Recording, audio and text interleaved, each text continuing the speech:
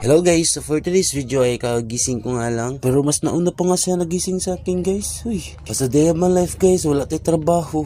Ipautog na lang tani, kay mama nilang gusto. So mambangon na tada guys no. Siyempre di ta pwedeng di mahimuta guys, daga man tag muta.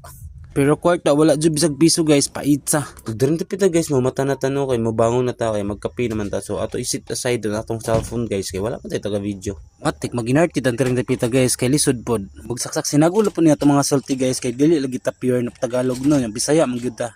Ug syempre guys, maginacting-acting ta diri pita. Mauro jud natong buhat sa adlaw guys no, mata, kaon, tug, kape. Yahaya. Sana all lagi pero wala man tay kwarta ni. Og syempre guys, magilamos na kay para matangtang na mga kagid-kagid sa atong naong ba. Kanang mga laway nga nang pilit ba. Huy, magbati man tong akong imagination kagabi guys, yung nagkinaunay mami. Huy. Oh shit. Charot, joke ra bitaw guys.